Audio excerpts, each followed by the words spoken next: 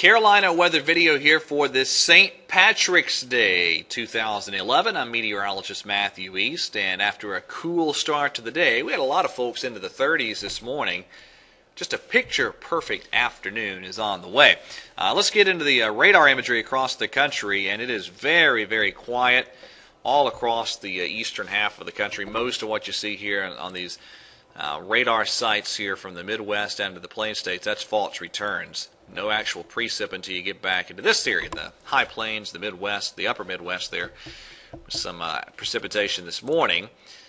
Temperature-wise, look at these temperatures. These are 4 a.m. Eastern Time, 3 a.m. Central Time temperatures. And yes, like I mentioned, a little chilly here around our neck of the woods this morning. However, a lot of 60s across Texas, and I just checked the 5 a.m. Eastern, 4 a.m. Central Time temperature in Chicago, and it's 50 degrees.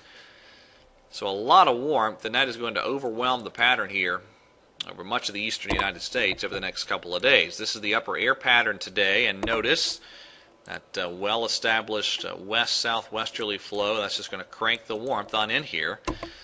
Now let's go way out in time. I'll kind of tease a big change by the end of next week, and there you go.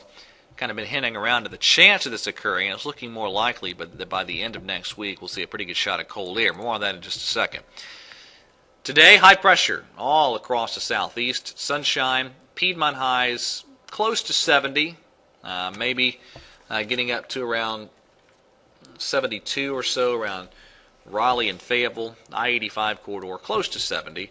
And then maybe 10 degrees warmer tomorrow for Friday. Looks like we're going to be seeing highs tomorrow, upper 70s and lower 80s, and a number of record high temperatures could tumble tomorrow. Saturday, still quite warm, just ahead of an advancing cold front, so I still think we're looking at highs Saturday, upper 70s to lower 80s, but it will turn cooler then on Sunday.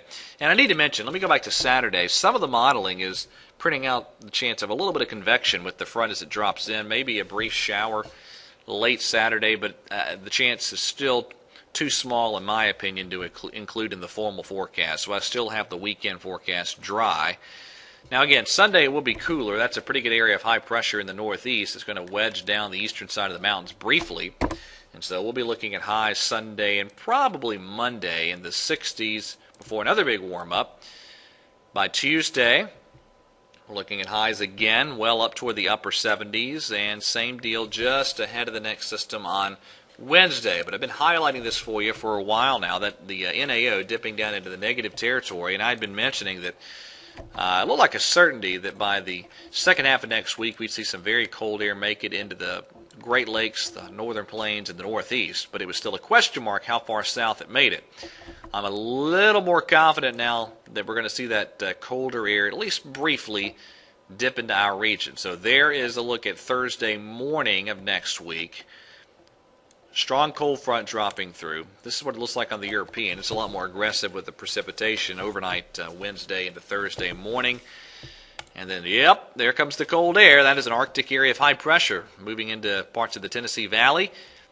Strong cold air advection taking place later Thursday and Thursday night here on the GFS. And let's go to the European. It is in very good agreement. Same general idea. This is Saturday morning.